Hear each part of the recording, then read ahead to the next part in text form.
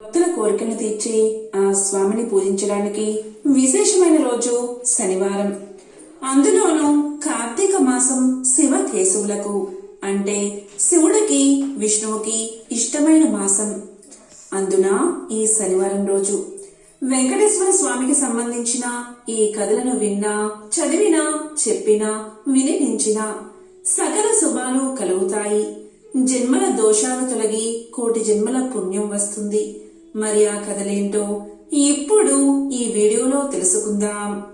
పూర్వకాలంలో తొండమాను చక్రవర్తి స్వామివారిని బంగారు తులసి దళాలతో పూజించేవాడు. కొంతకాలానికి తొండమాను చక్రవర్తికి ఎవరూ కూడా నాలాగా స్వామిని పూజించి ఉండరు అనే గర్వం తలకు ఎక్కింది.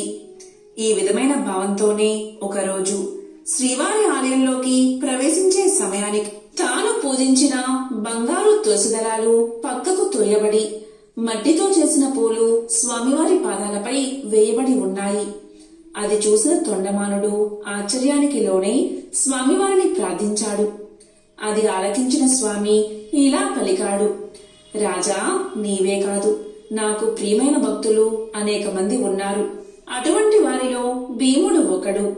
కుండలు చేసుకుని జీవించే కుమ్మరి అయిన భీముడు చెక్కతో నా విగ్రహాన్ని ఇంటిలో ప్రతిష్ఠించి ప్రతిరోజు కుండలు చేసిన తర్వాత చేతులకు అంటుకున్న మట్టితో పూలు చేసి వాటితో నన్ను పూజిస్తాడు. అవే ఈ మట్టి పువ్వులు. నాకు బంగారు పూలైనా మట్టి పూలైనా ఒక్కటే. అవి సమర్పించడం వెనుక ఉన్న భక్తే నాకు కావాల్సింది అని పలికాడు స్వామి. వెంకటేశ్వర స్వామివారి మాటలు విని జ్ఞానోదయమైన తొండమానుడు స్వామివారితో కలిసి భీముడి ఇంటికి చేరుకున్నాడు. శ్రీ వెంకటేశ్వరుని చూసిన ఆనందంతో భీముడు పరిపరి విధాలా కీర్తించి తన ఆతిథ్యాన్ని స్వీకరించమని స్వామిని కోరగా అందుకు స్వామి అంగీకరించగా పగిలిన మట్టి పెంకులో సంకటి తెచ్చి స్వామివారికి అందించాడు భీముడు. స్వామివారు దాన్ని స్వీకరించారు. ఇది చూసిన తొండమానుడు భక్తి పారవస్యంలో మునిగిపోయాడు. అప్పట్నుంచి ప్రతిరోజు సగం పగిలిన మట్టి పెంకులో నివేదన పెట్టి ఆచారాన్ని ఏర్పరిచాడు.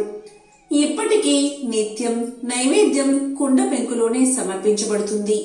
వివిధ రకాలైన పిండి వంటలు గంగాళాల కొద్దీ నైవేద్యంగా సమర్పించబడుతూ ఉన్నా అవన్నీ గర్భాలయానికి ముందున్న శయన మండపంలోనే నివేదిస్తారు. ఒక్క ఓడు నైవేద్యం మాత్రం గర్భాలయంలోకి తీసుకువెళ్లి నివేదిస్తారు. ప్రతిరోజు నివేదన కొరకు కొత్త కుండ పెంకునే ఉపయోగిస్తారు. అందువల్లే స్వామివారికి తోమని పల్లాలవాడు అనే పేరు ఏర్పడింది. కాగా కుమ్మరి భీముడు కుర్వతి నమ్మిగా ప్రసిద్ధి చెందాడు. భక్తులు కోరిన కోరికలు నెరవేరుస్తూ ఎంతో ప్రసిద్ధి చెందిన వెంకటేశ్వర స్వామివారిని శ్రీహరి, ఏడుకొండలవాడు, వడ్డీ కాసులవాడు, గోవిందుడు అని పిలుస్తారు.